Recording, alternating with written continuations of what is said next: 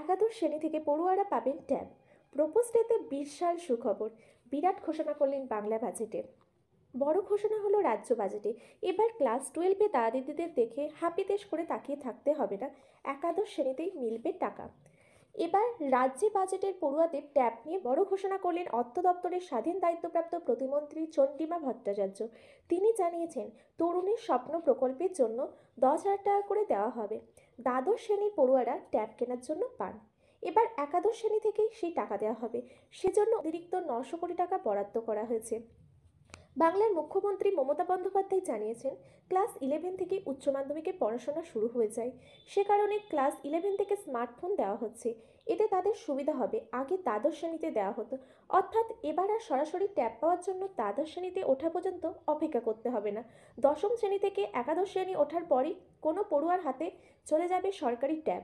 নিঃসন্দেহে বাংলার লক্ষ লক্ষ পড়ুয়ার মুখে হাসি ফোটালো রাজ্য বাজেটের এই ঘোষণা। এক কথায় বলা যায়, বিরাট ঘোষণা। এদিকে সময়ের সঙ্গে তাল মিলিয়ে অনেকেই এখন প্রযুক্তির ওপর নির্ভরশীল। অতিমারিতে যখন অনলাইনে ক্লাস চলছিল তখনও ট্যাবের প্রয়োজনীয়তা ছিল প্রশ্নাতীত, কিন্তু তারপরেও প্রকল্পটিতে বজায় রেখেছে রাজ্য সরকার। এবার দেখা যাচ্ছে রাজ্যে বাজেটের এই ট্যাব দেওয়ার জন্য বিশেষ ঘোষণা করা হলো অর্থ দপ্তরের স্বাধীন দায়িত্বপ্রাপ্ত প্রতিমন্ত্রী চন্দ্রিমা ভট্টাচার্য। তিনি জানিয়েছেন, তরুণের স্বপ্ন প্রকল্পের জন্য 10,000 টাকা দেওয়া হয়। দ্বাদশ শ্রেণীর পড়ুয়ারাই ট্যাব কেনার জন্য পান। এবার একাদশ শ্রেণী থেকেই সেই টাকা দেওয়া হবে।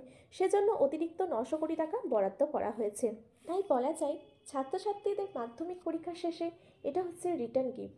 তোমরা অনেকেই দ্বাদশ শ্রেণীর পড়া শুরু করে দাও ক্লাস 11 থেকে, তো তোমাদের আর সেই নিয়ে কোনো চিন্তা করতে হবে না। তোমাদের হাতে ফোন বা ট্যাব চলে এসেছে। এরপরে তোমরা অনলাইনে পড়াশোনা করতে পারো, একদিকে একাদশ শ্রেণী, অন্যদিকে দ্বাদশ শ্রেণী। এই করে তোমাদের প্রিপারেশনও ভালো হবে, তোমাদের উচ্চ মাধ্যমিক পরীক্ষাও খুব ভালো হবে।